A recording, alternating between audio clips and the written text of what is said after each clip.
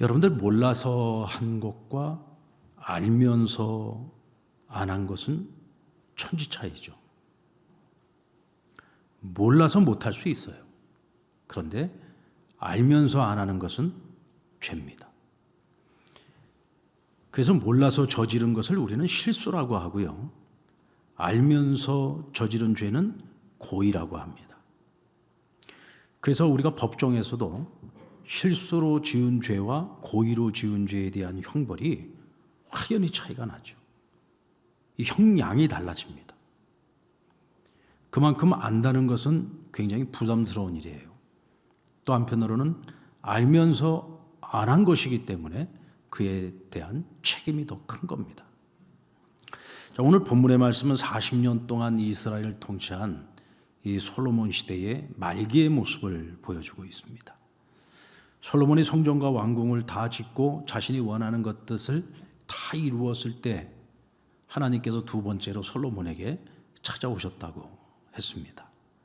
그때가 언제쯤인가? 그가 왕위에 오르고서 20년 후일까? 20년 후였을까요? 최소한 20년이라는 거예요. 최소한 20년. 근데 분명한 것은 하나님 보실 때에 솔로몬의 삶 속에 이미 불안한 조짐이 보이기 시작했다는 겁니다. 그러니까 하나님께서 다시 찾아오셔서 축복의 메시지도 전하셨지만 저주와 화의 메시지도 전하셨거든요. 그런데 어디에다 더 포커스를 맞췄다고 했죠? 화와 재앙에 대한 포커스에 더 맞추셨어요. 왜? 솔로몬의 이 통치 말년에 위기가 슬슬 찾아오기 시작한 겁니다. 그것은 무슨 얘기냐면 솔로몬이 변하기 시작했어요. 처음에 솔로몬이 아닌 겁니다. 점점 더 변질되어 가고 있었다는 거죠. 그러니까 하나님 보시기에 야, 이러다간 저 솔로몬이 저거 끝까지 못 가겠는데, 야, 저러다가는 저거 초심 다 잃어버리고 저러다가 망하겠는데, 하나님 보실 때 불안한 거예요. 여러분, 참으로 마음이 아픈 것은 하나님이 우려하시는 것은 항상 현실이 된다는 겁니다. 우리 한번 따라 볼까요? 하나님의 우려는 현실이 됩니다. 이게 여러분 남의 이야기면 그래도요, 그런가 보다 하지만 이 이야기가 내 이야기라고 한번 생각을 해보세요. 하나님께서 솔로몬에게 찾아와서 하신 말씀이 아니라 하나님 나에게 찾아와서 하신 말씀이에요. 야, 너 이러면은 너 큰일 나. 너 그러다 큰 코 다친다. 너 정신 똑바로 차려. 하나님께서 오늘날 나에게 찾아와서 그 말씀을 하셨다고 한번 생각해 보세요. 그런데 그 하나님이 우려하신 것이 내게 현실이 되어 나타난다. 이거는 여러분 정말 무서운 재앙인 겁니다. 그런데 구약 성경 전체에 흐르고 있는 맥락을 보면은 여기서 벗어난 경우가 거의 없어요. 그래서 무서운 겁니다. 하나님께서 친히 나타나시기도 하고 천사를 보내어 말씀하시기도 하고 선지자를 보내어 말씀하시기도 합니다. 그들을 보내어 하나님께서 친히 말씀하시거나 그들을 보내어 우려의 말씀을 하시죠. 야, 너 만약에 그렇게 했다가 큰일 나 하고 우려의 말씀을 하십니다. 그러면은 그 말씀을 들었을 때 회개하고 잘못된 길을 돌이켜서 하나님께로 돌아오려고 해야 하는데, 이상하게도 이스라엘의 역사를 보면은요, 마치 청개구리처럼 순방향으로 가는 것이 아니라 항상 하나님 말씀에 대해서 역방향으로 가고 있는 것을 알 수가 있어요. 그리고 우리가 잘 알고 있는 것처럼 결국은 나중에는 하나님께서 더 이상 손을 쓸 수 없는 지경까지 가게 되고 하나님이 우려한 재앙과 화가 임하게 되는 것입니다. 자, 이와 같은 사이클은 하나님과 이스라엘 백성들 사이에서 한 번도 순조롭게 지나간 적이 없었다. 그래서 우리는 더 경각심을 가지고 이 말씀을 대해야 되는 겁니다. 그러면 하나님께서는 이 백성이 분명히 하나님 이 말씀 경고를 듣고도 죄악을 저지를 것을 알면서, 그럼 왜 굳이 하나님이 찾아오시거나 선지자를 통해서거나 어쨌든 간에 어차피 그러게 될 걸 알면서도 왜 이 말씀을 해주셨을까? 여러분, 그 이유가 뭘까요? 만약에 이와 같이 그들이 그와 같은 죄를 저지른다고 할지라도 이와 같은 경고를 주시지 않으면 그것은 하나님의 직무유기인 거예요. 나중에 그들이 딴소리 하지 않겠습니까? 하나님, 우리한테 좀 미리 말씀해 주시죠. 우리가 진작에 알았더라면 이와 같은 죄는 피할 수 있지 않았겠습니까? 라고 충분히 그러고 딴소리 할 사람들이에요. 그러니까 나중 가서 딴소리 못하도록 하나님께서 이들이 이 죄를 지을 것을 알지만 그러나 그들에게 미리 한 번 더 경고를 해 주신 거죠. 그리고 들어서 아는데도 불구하고 이와 같은 죄를 지었다. 그만큼 여러분 죄의 경중이 큰 겁니다. 그만큼 하나님의 책망도 큰 거죠.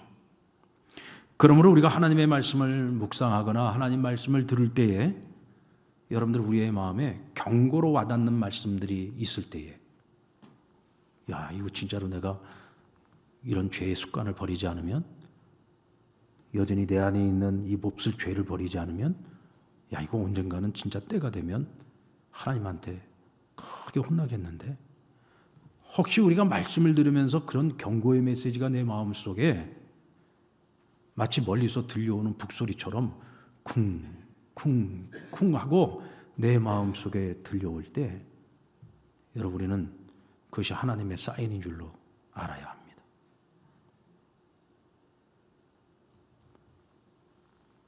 그래서 우리는 그 말씀을 더욱더 우리 마음에 새겨 들어야 하는 것이죠.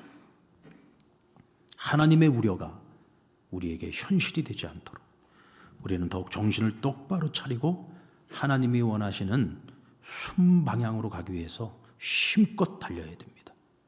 안 그러면 우리도 모르는 사이에 역방향으로 달리게 되고 나중에는 돌이킬 수 없는 순간까지 가게 되는 거예요.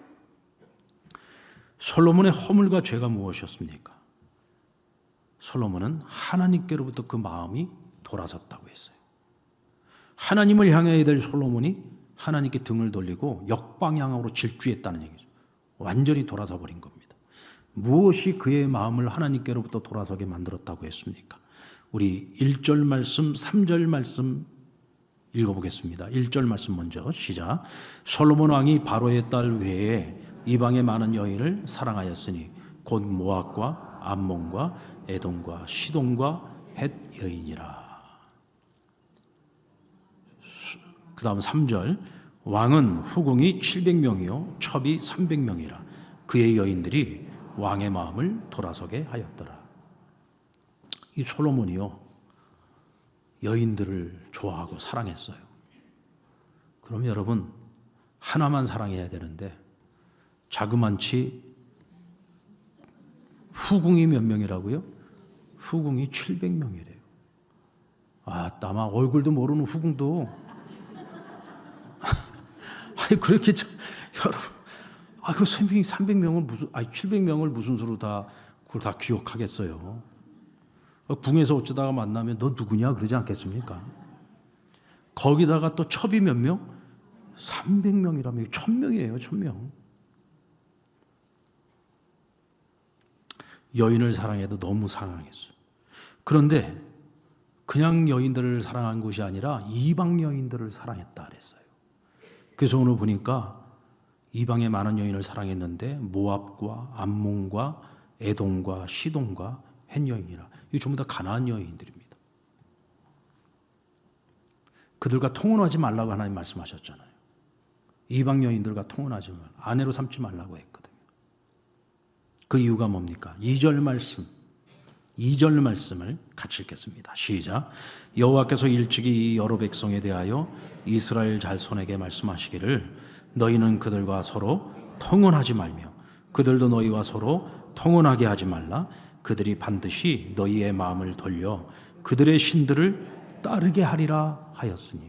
그러니까 하나님은 다 알고 계셨던 거예요. 뭘 알고 계세요? 이스라엘 남자들이 이 가나안 여인들을, 이방 여인들을 사랑하고 그들과 통혼을 하게 되면, 혼인을 맺게 되면, 그들을 아내로 삼게 되면 이 여인들이 그들의 마음을 하나님께로부터 멀어지게 만든다. 하나님께 등을 돌리게 만든다. 하나님의 뜻대로 사는 것이 아니라 하나님의 뜻과는 역방향으로 살아가게 만든다. 그것을 이미 하나님이 알고 계셨어요. 그래서 솔로몬에게도 말씀하신 겁니다. 이방 여인들을 사랑하지 마라. 그리고 이스라엘의 왕들에게는 뭐라고 했습니까? 많은 여인들을 너의 아내로 삼지 말아라 그랬어요. 근데 솔로몬은 그걸 다 어겼습니다. 많은 여인을 아내로 삼지 마라 그랬는데 1000명이나 아내를 얻었고, 거기다가 전부 이방 여인들을 그토록 사랑했고, 그러니까 하나님께서 우려하신 대로 이 이방 여인들이 솔로몬의 마음을 어떻게 해요? 하나님께로부터 돌이키게 만들었다는 거예요. 여러분, 솔로몬이 누구에게 지혜를 얻었습니까? 하나님께 지혜를 얻었어요. 솔로몬이 어떻게 그렇게 복을 누렸습니까? 하나님이 주신 복을 누린 겁니다. 하나님이 주신 지혜와 하나님이 주신 그 복을 누리면서 살아가는 사람이 하나님께 등을 돌려요? 하나님이 원하시는 것과는 역방향으로 살아가요? 하나님께로부터 돌아서요? 여러분, 이거보다 더 무서운 재앙이 어디 있습니까? 이게 무서운 재앙이에요.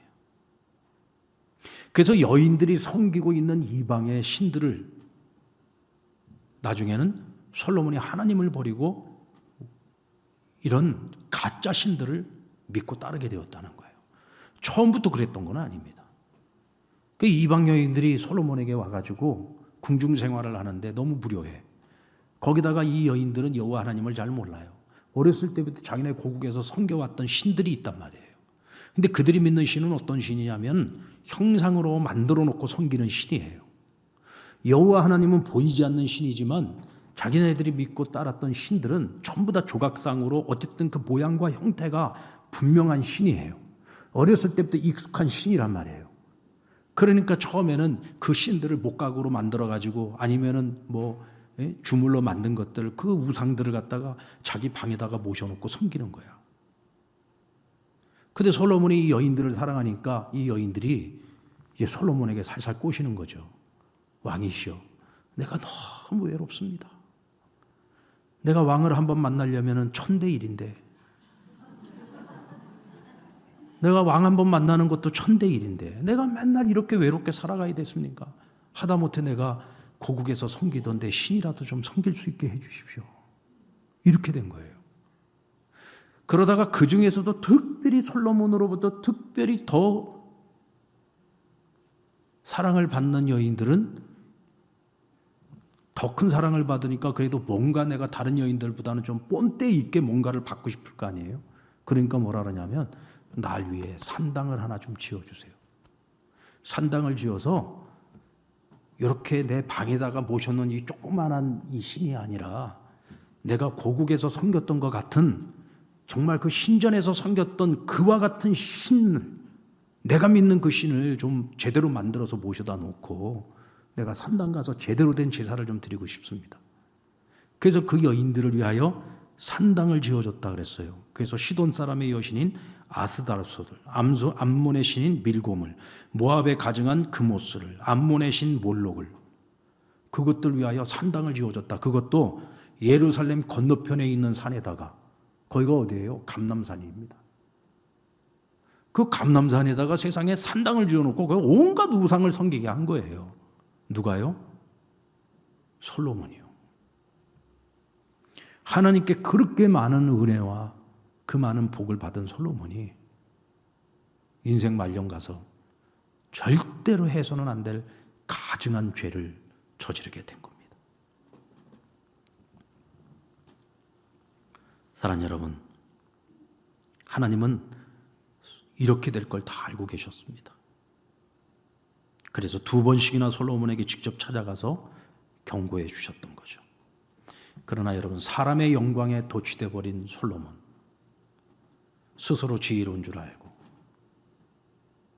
스스로 지혜로워진 줄 알고, 처음에는 하나님이 주신 지혜라고 고백을 했는데 세월이 흘러가면서 점점 자신의 통치에 의해서 나라가 부강해지고, 이제는 세상의 그 모든 나라의 왕들이 다 자기를 부러워하는 거예요.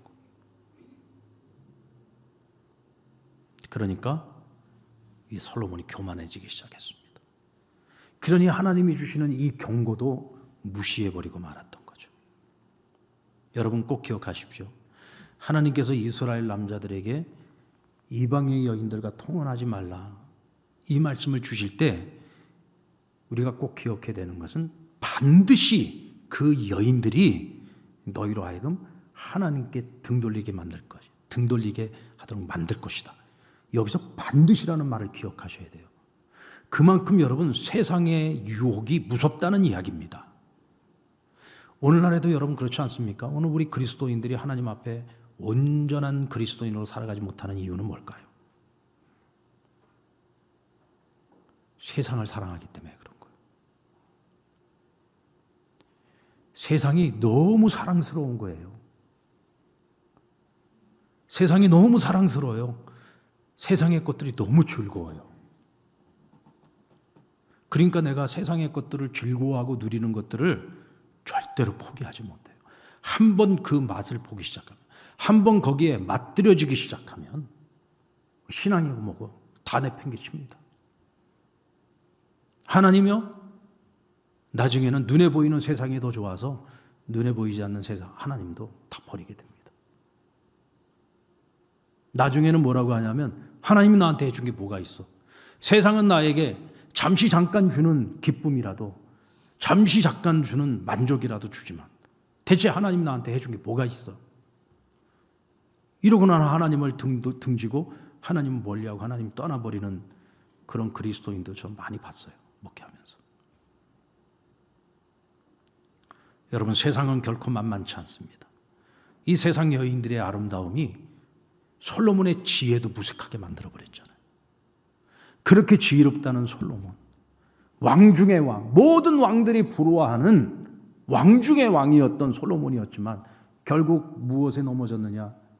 여인들을 사랑하는 마음에 다 무너져 버리고 만 거. 하나님께서 사사들 중에서 가장 큰 힘을 주셨던 사사가 누구였습니까? 삼손이었죠. 여러분, 블레셋 사람들은요, 삼손의 이름만 들어도 벌벌 떨었다고 했어요. 오금을 저렸다고 했습니다. 그런데 그런 삼손도 결국 누구에게 넘어갑니까? 한낱 이방 여인, 그것도 기생의 아름다움에 빠져가지고 자기 비밀을 달려주고 결국은 여러분 블레셋 사람들의 조롱거리가 되지 않았습니까? 나중에는 결국은 블레셋 사람들하고 함께 기둥을 무너뜨려서 함께 죽어버리는 참 비참한 최후를 맞이하지 않습니까? 예전에 여러분들 우리나라 야당에 그래도 다음 대선 후보라고 했었던 사람들 다들 기억하실 거예요. 그런데 그분들 보면은 그 지금 야당이 있잖아요. 그 이재명 대표가 그렇게 많은 지금 리스크를 가지고 있는데도 불구하고 포기를 못하는 이유가 뭐냐면 그 다음 내밀 만한 대선 주자가 없어요. 왜? 사실은 이 양반보다 훨씬 더 대선 주자로서 주목을 받고 있었던 인물들이 주풍낙엽처럼 다 날아갔거든요. 근데 뭐에 다 날아갔습니까? 무슨 대단한 것에 넘어진 게 아니에요. 육체의 정욕을 이거를 감당을 못 해가지고 넘어진 거예요. 여자 문제로 넘어지지 않았습니까? 다들 그런 식으로 다 넘어진 거예요. 정말 아무것도 아닌 것 같은데 그 아무것도 아닌 것 같은 그것이 결국은 평생을 그 하나의 목표를 향해서 쭉 나아가던 사람들을 그냥 쓰러지게 만드는 거예요. 하나님께서 우려하시는 것들이 바로 그런 겁니다. 너희들이 생각할 때 그 별거 아닌 것 같지? 아니 뭐 유대 여인이나 이방 여인이나 무슨 차이가 있어? 너희들이 생각할 때는 그거 아무것도 아닌 것처럼 보이지만 그러나 그 사소한 것들이 내 인생을 완전히 무너뜨릴 수 있는 거야 라고 경고하신 거예요. 근데 그 경고를 무시했어요. 마음에 새겨듣지 않았던 거예요. 스스로 자기를 점검하지 않았던 거죠. 하나님이 계속 경고를 보여주시는데도 불구하고 그 경고를 새겨듣지 않았던 겁니다. 그러면 여러분, 하나님의 우려가 결국은 현실이 되고 마는 겁니다. 여러분, 오늘 저와 여러분도 하나님을 사랑할 거냐 세상을 사랑할 거냐 이 둘 중에 분명히 정하셔야 돼요.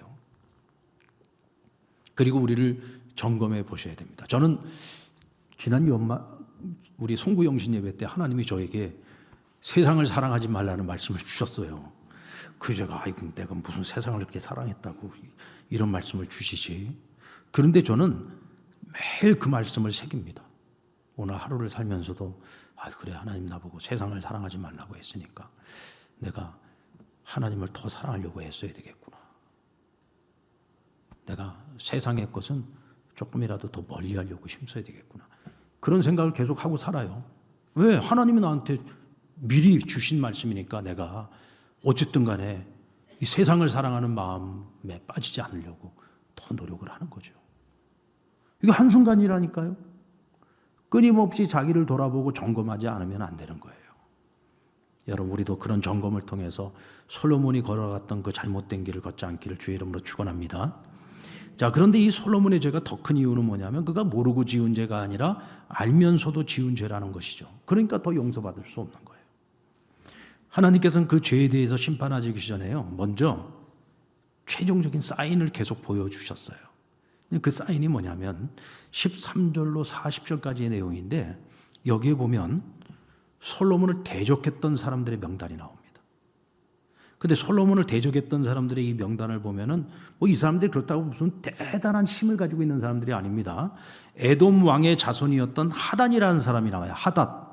근데 이 하닷은요, 예전에 솔로몬의 아버지 다윗의 때에 요압 장군을 이곳 에돔에 보내가지고 이 에돔 사람들을 싹 다 전멸을 시킵니다.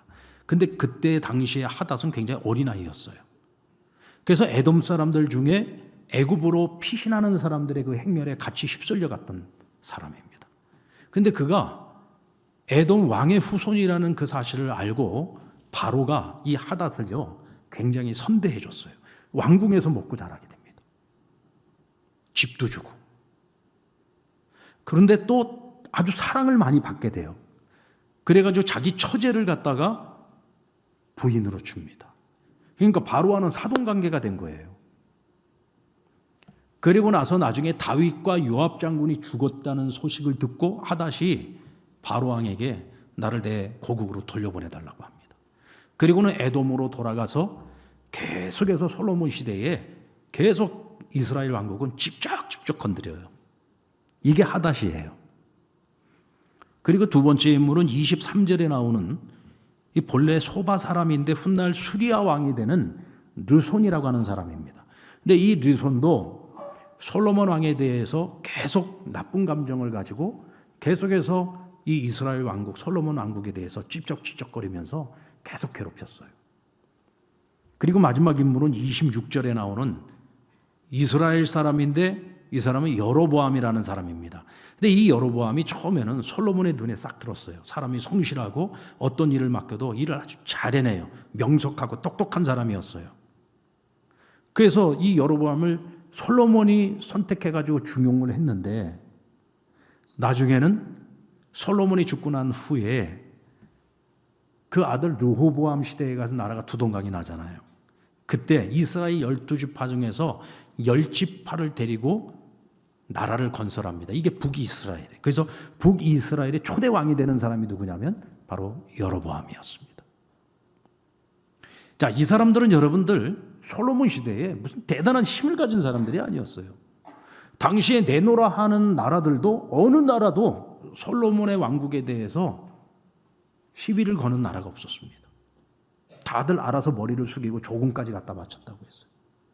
그런데 이 지극히 작고 미약한 힘을 가지고 있는 이 주변의 이 인물들이 계속 솔로몬 왕국에 대해서 찝쩍찝쩍거리면서 계속 건드리고 신기를 불편하게 만들었습니다. 이것을 통해서 하나님이 솔로몬에게 주시는 사인은 뭐였을까요? 야, 솔로몬아, 너 쟤네들 별로 힘도 없는 애들인데 쟤네들이 자꾸 너 건드리니까 너 불편하고 힘들지. 지금 내 나라가 아무리 강하다고 할지라도 내가 잘못된 길로 걸어가면 저와 같이 작고 미약한 자들을 통해서도 내가 네 나라를 망가뜨릴 수 있고 너를 이 보좌에서 내쫓을 수도 있어. 하나님 계속 그걸 보여주고 있는 거예요. 사인을 보여주고 있는 거예요. 너 정신 차려. 너 정신 차려. 계속 사인을 보여주시는데도 불구하고 이 솔로몬이 그걸 정신을 못 차린 거죠. 왜요? 누가 내 나라를 넘봐? 이렇게 마병이 많고 이렇게 전차가 많고 이렇게 우리 군대가 왕성한데 우리가 금방 패만 해도 몇 개인데, 그렇죠? 모든 나라가 부러워하잖아요.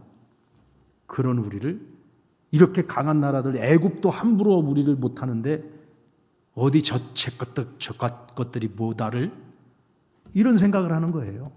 그러니까 어떤 사인을 하나님 보여주셔도 이 솔로몬이 조금도 거기서 경각심을 느끼지 못했다는 거죠. 여러분, 이 점이 바로 다윗과 솔로몬의 차이입니다. 다윗은 자신에게 어떤 어려움이 찾아올 때마다 그 어려움이 어떤 어려움이 됐든지 그는 항상 자신을 돌아보는 기회로 삼았습니다. 그리고 그런 어려움과 시련을 통해서 하나님이 나를 지금 책망하고 계시는 것이고 이것을 통해서 하나님 나에게 지금 어떤 교훈을 주시고 있는지를 항상 귀 기울여 들으려고 했어요. 그러니까 위기가 찾아올 때마다 하나님의 사인이 있을 때마다 스스로를 점검해보고 거기서 돌이켜 하나님께로 나아가기 위해 더욱 힘을 썼다는 거죠. 그러니까 그에게는 오히려 시련이 전화위복의 기회가 되었던 거예요. 성장의 기회로 삼았다는 겁니다. 그래서 여러분 하나님께서 다윗을 그토록 사랑하셨던 거예요. 다윗이라고 해서 여러분 하나님 앞에 한 번도 범죄한 적도 없고 늘 온전한 삶을 살았습니까? 그렇지 않잖아요. 우리가 너무나도 잘 아는, 우리가 인간적으로 생각해도 절대로 용서할 수 없을 것 같은 그런 범죄를 얼마나 많이 저질렀어요. 그러나 그는 실수를 실수로 끝내지 않고 항상 그런 실수가 있을 때마다 하나님 앞에 회개하고 하나님께로 돌아오고 오히려 전화위복의 기회로 삼을 줄 아는 지혜로운 사람이었다는 거죠. 그래서 하나님이 그를 더욱 사랑했고 항상 다윗의 길을 따르는 자가 되라고 말씀을 하신 거예요. 근데 반면에 솔로몬은요, 어떤 사인을 주시고 어떤 교훈을 주셔도 하나님의 교훈을 너무 대수롭게 여겼다는 겁니다. 결국 그와 같은 방심이 영원히 하나님께로 돌이킬 수 없는 상황까지 가게 된 겁니다. 여러분, 오늘 우리도 다윗과 솔로몬 사이에서 어떤 길을 걸어야 할지를 결단해야 합니다. 우리가 잘못된 길을 걸어가고 있을 때 우려했던 재앙을 하나님이 내리시기 전에 우리는 반드시 기회를 주시고 사인을 주신다는 사실을 꼭 기억하셔야 됩니다. 그리고 그런 사인을 보고 기회를 얻었을 때 여러분들 솔로몬처럼 어리석은 길을 선택하지 말고 다윗처럼 지혜로운 길을 선택하기를 바랍니다. 솔로몬이 이와 같이 용서받지 못할 죄를 저질렀죠. 그런데 하나님께서는 솔로몬의 시대에는 그를 벌하지 않겠다고 약속하십니다. 그리고 그 벌은 그 아들 르호보암 때에 받게 하시겠다고 말씀하셨습니다. 이유가 뭐죠? 자, 우리 34절 말씀을 같이 읽겠습니다. 34절 시작. 그러나 내가 택한 내 종 다윗이 내 명령과 내 법도를 지켰으므로 내가 그를 위하여 솔로몬의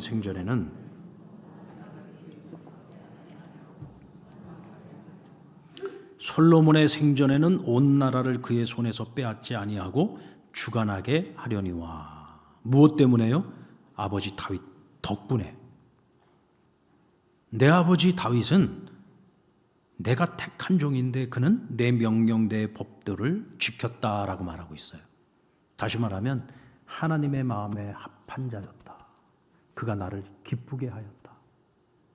그러므로 내가 그에게 축복의 약속을 주었고 내가 그와 한 언약이 있다. 그 언약이 뭐였냐면 내 자녀를 내가 벌하지 않겠다는 약속을 주셨어요. 그래서 하나님께서는 다윗과 한 그 약속 때문에 솔로몬이 이렇게 큰 죄를 저질렀는데도 불구하고 내가 내 시대에는 그 화가 임하지 않게 하시겠다고 한 거예요. 근데 그 화가 누구에게로 갔어요? 그 아들에게로 넘어간 거예요.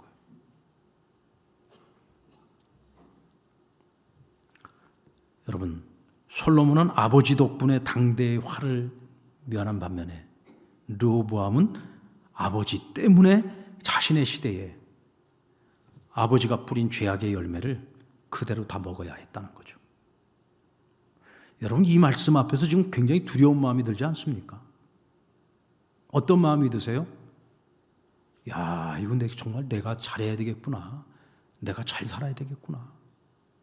나중에 여러분 자녀들이 우리 아버지 덕분에, 우리 어머니 덕분에 우리가 이렇게 참 믿음의 열매를 먹고 우리가 이렇게 참 복을 받으며 살아간다.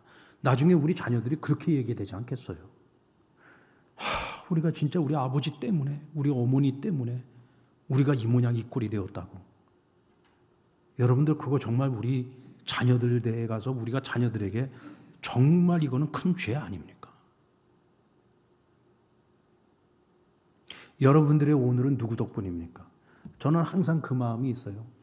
저는 제 아버지, 제 어머니가 참 생전에 그분들이 정말 하나님 앞에서 살았던 그 모습 덕분에, 그분들이 자녀들을 위해서 하나님 앞에 심은 그 많은 기도 덕분에, 그들의 그 섬김과 헌신 덕분에 오늘 자녀된 우리가 그 열매를 지금 다 따먹고 있다고 저는 생각합니다. 그래서 저도 목회를 하면서 항상 그 마음이에요. 아, 내가 진짜 끝까지 목회를 잘 해야지. 내가 정말 하나님의 사람으로서, 하나님의 자녀로서 부끄럽지 않게 내가 정말 주어진 그 사명과 책임을 끝까지 잘 감당을 해야지. 그래야 내 부모 덕분에 내가 오늘 이 열매를 먹고 살아가듯이 내가 생전에 뿌려놓은 그 씨앗을 가지고 우리 또 다음 대에 가서 그들이 먹고 살지 않겠습니까? 저는 우리 성도들에게 말씀을 전할 때도 같은 심정이에요. 저 여러분들에게 말씀드리지만은 지금까지 제가 설교 준비를요, 항상 새로운 마음으로 진짜 주일이 됐든 수요일이 됐든 새벽이 됐든 한 번도 말씀을 예전 말씀 재탕해가지고 해본 적이 없어요. 예화는 예전에 했던 예화 한 번씩 더 쓸 수도 있어요. 근데 항상 말씀을 저는 항상 새롭게 다시 준비해요. 오늘 수요일 이 저녁 말씀도 오늘 하루 종일 준비해가지고 오늘 가지고 나온 말씀이에요. 왜? 제가 목회를 하면서 하나님 앞에 약속했던 게 있어요. 하나님, 성도들에게 말씀을 먹일 때 항상 우리 어머니가 항상 새밥을 지어서 주셨던 것처럼 항상 새밥 지어서 먹이겠습니다. 하나님께 내가 그 약속을 했거든. 새밥 지어 먹이겠다고. 그래서 지금까지 솔직히 저도 여러분들 지금 한 17년, 우리 상남교회 와서만 한 17년이고, 제가 부목사로 제가 예전에 영락기도원에서 지금까지 제가 설교를 해온 게 얼마나 많겠어요. 제 방 한번 와보세요. 요즘은 제가 이 아이패드를 쓰기 때문에 요즘은 원고를 갖다가 페이퍼로 남겨놓지 않지만, 이거 쓰기 전까지는 전부 페이퍼로 한 걸로 전부 다 책을 만들어 놨어요. 그 제 뒤에 있는 책꽂이 이제 더 이상 꽂을 자리가 없어서 지금 이 아이패드를 쓰는 겁니다. 제가 나중에 은퇴할 때 그거 제가 여기다 다 남겨두고 갈 거예요. 나중에 우리 성도님들 한번 보세요. 내가 얼마나 열심히 준비했는지. 제가 준비한 설교를 얼마나 열심히 빨간 줄 그어가며 형광펜 그어가면서 얼마나 내가 열심히 준비해가지고 여러분들한테 설교했는지 나중에 그거 보면서 한번 눈물 흘리면서 옛날에 이 장현 목사님이 우리한테 말씀 먹이려고 이렇게 열심히 준비했었구나. 미리 보고 싶은 분들 계시면 제 방에 한번 오세요. 제가 한번 보여드릴게요. 어떻게 준비해서 여러분들한테 매일 새밥 씌워 먹이려고 애를 썼는지. 딴 거 아니에요. 그게 나에게 주어진 사명인데 내가 이 사명을 내가 제대로 하면 하나님이 그 말씀을 먹는 성도들이 정말 하나님 앞에서 바로 살아서 여러분들이 또한 뿌린 그 씨앗을 여러분 자녀들이 또 먹지 않겠습니까? 그렇잖아요. 그러면 하나님이 그 공을 하나님이 기억해 주시지 않겠어요? 그래 네가 그래도 성도들한테 매일같이 새밥 지어서 열심히 먹여서 그 성도들이 그래도 그 말씀대로 제대로 잘 살아주어서 그들뿐만 아니라 그들의 자녀들도 그 복을 누리면서 살아가게 했으니 내가 그거 하나는 내가 진짜 딴 건 몰랐는데 그거 하나는 내가 인정해 줄게. 근데 그거라도 인정받아야 되지 않겠어요? 그래서 저는 제가 할 수 있는 그 일에 가급적이면 최선을 다하려고 노력을 하는 거예요. 왜? 내 부모가 그랬듯이 저도 그래야 되지 않을까.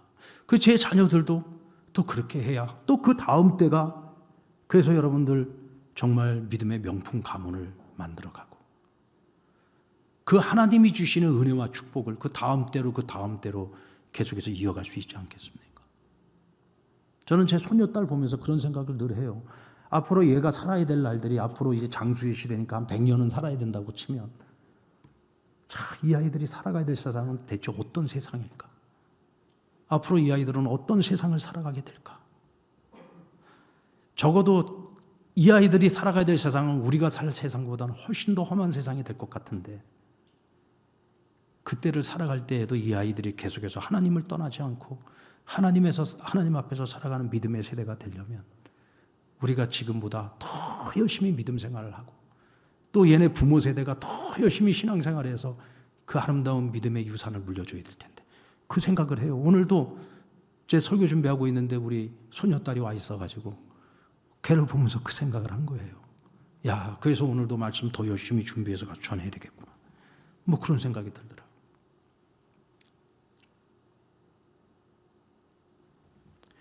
여러분들, 저는 솔로몬이 받은 화 중에요. 전 제일 큰 화가요.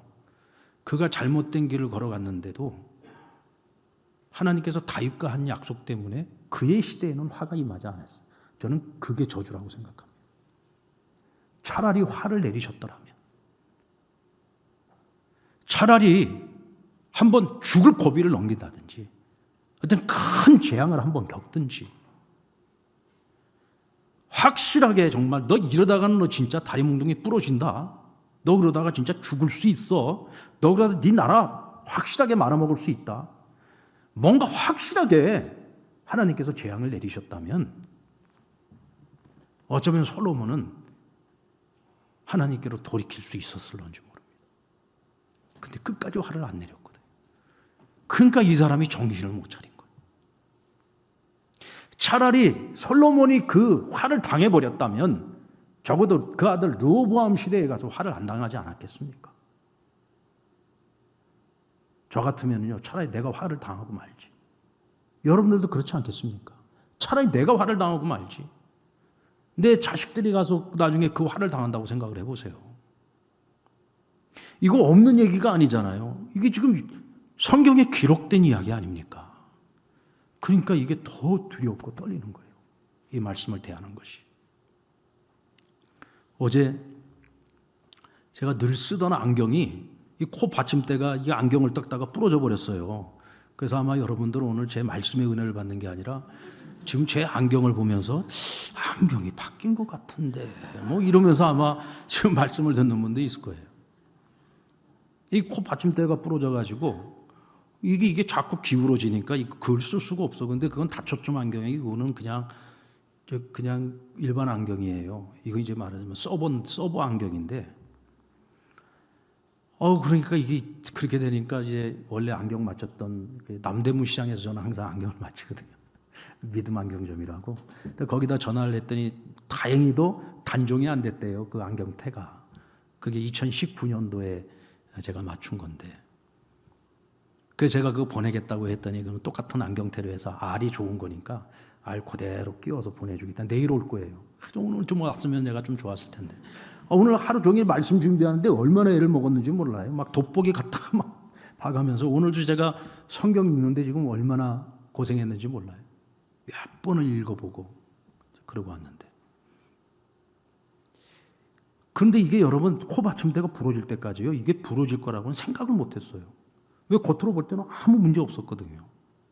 그렇다고 해서 제가 안경을 닦다가 무슨 심하게 뭐를 만지다가 부러진 것도 아니고 그냥 닦고 있는데 갑자기 지가 알아서 뚝 떨어진 거예요. 그러니까 겉보기에는 멀쩡한 것이었지만 그 사이에 이게 이제 좀 세월이 좀 가고 또 이제 하다 보면은 맨날 이게 코가 어디 뭐 운동하거나 이렇게 한 번씩 부딪히고 나면은 이게 코 받침대가 좀 눌리거나 그러면 또 조금씩 만지잖아요. 이걸 안경점 가서 만져야 되는데 귀찮으니까 그냥 맨날 손으로 막 쥐어짜고 막 이걸 늘리고 막 펴고 했던 거야. 그랬더니 이게 이제 계속해서 몇 번씩 이렇게 만지고 했던 것이 이게 이제 삭은 거죠. 겉으로 볼 때는 멀쩡했다니까요. 근데 갑자기 이게 또 부러진 거예요. 그러니까 이게 얼마나 불편합니까?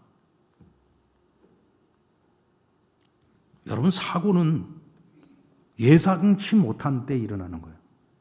사고는 이런 사고가 일어날 수 있을 거야 라고 생각할 때는 절대로 사고가 안 나요.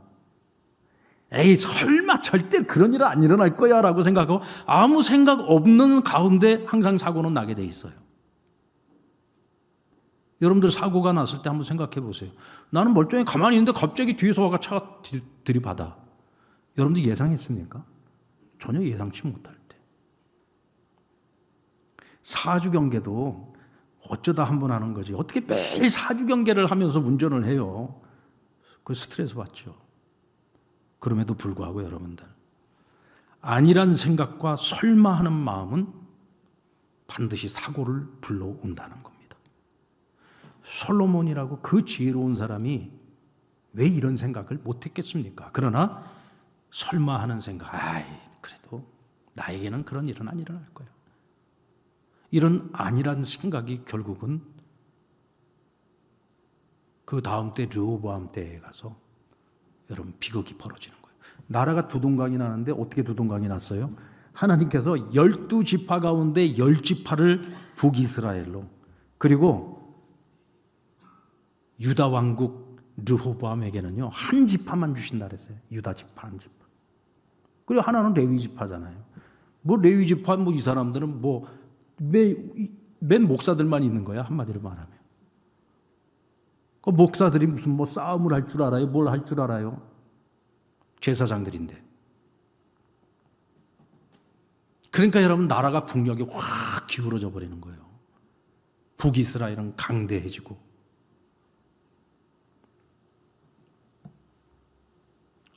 열왕기상 10장에 보면은 스바 여왕이 이 솔로몬의 명성을 듣고 대체 그가 얼마나 지혜로운가, 명성만큼이나 솔로몬이 진짜로 똑똑한가, 이거를 시험해 보려고 이스라엘을 찾아옵니다.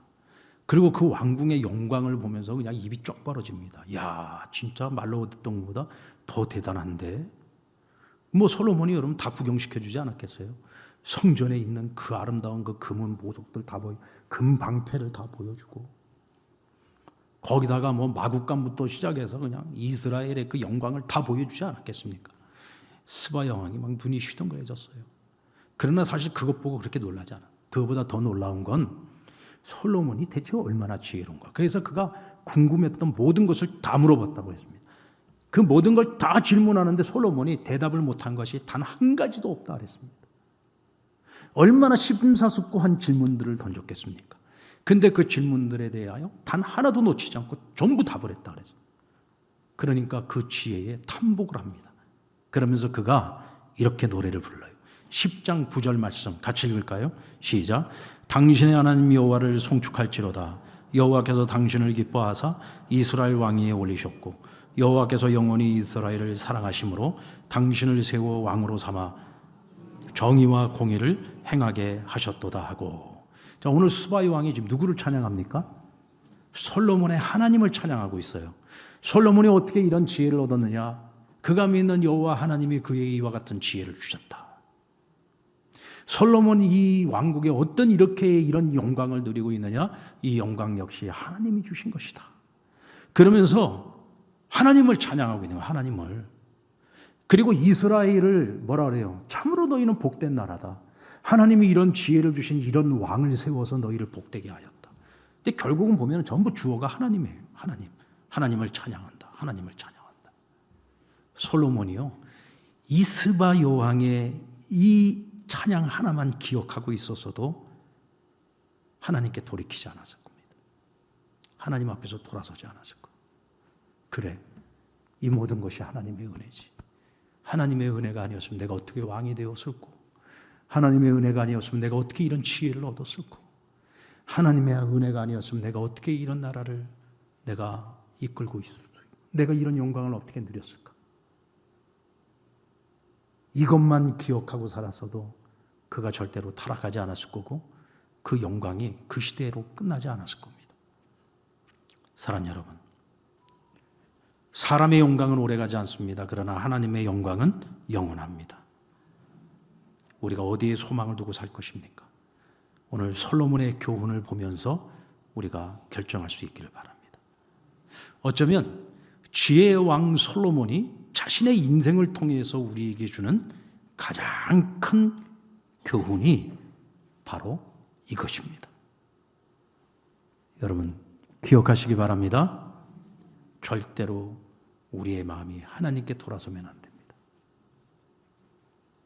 세상을 사랑하지 마시고 하나님을 더 사랑하시기 바랍니다. 여기에 여러분 하나님의 은혜가 계속될 줄로 믿습니다.